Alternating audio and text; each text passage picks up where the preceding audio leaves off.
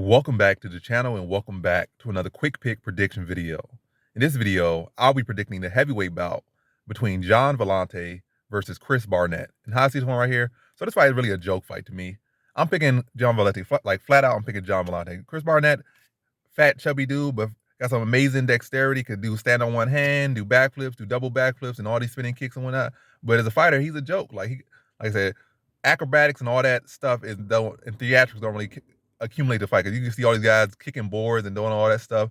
Then they come into a fight, they can't fight worth a darn. That's Chris Barnett. He can't really fight.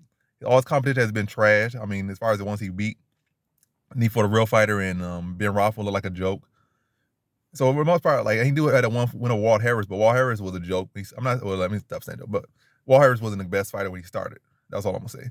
And even when he got in the UFC, he wasn't the best fighter. He was big, he had size, but he hadn't really put all that together. And even right now, Walt Harris wrestling is still pretty much mediocre. But Walt Harris power in that first round, that man's a problem for everyone. But yeah.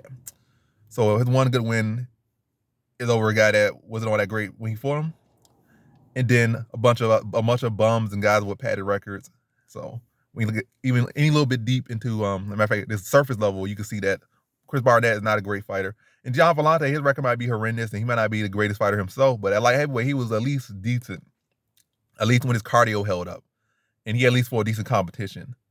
And then like in the case of where he just was out there on a bum tour and he was just trying to get easy wins. Gian Villante fought some decent guys to put on decent out. Have been there with the legends of the game. Probably definitely lost those fights and stuff.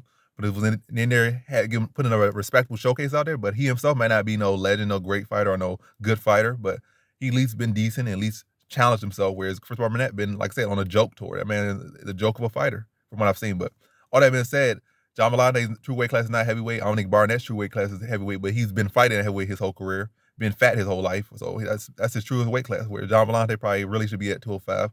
But at this point, he don't care. So a guy that don't care versus a guy that fights in circus fights. So it's going to be a joke of a fight, and it could go either way, but I'm going to lean to the guy that actually at least been fighting real competition. That is Gian Villante. But I don't know. Gian Villante just did like the check, so maybe he just fall over at this point. But either way, I feel like Gian Villante is the better overall fighter. And I feel like Chris Barnett don't got no defense, barely any offense.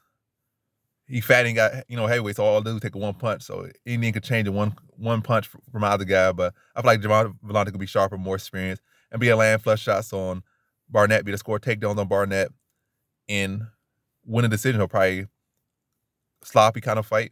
But eventually Villante be able to land his shots, probably score a takedown, and finish him off with some ground and pound in that second round. So in this fight, I got Gian Villante via second round TKO.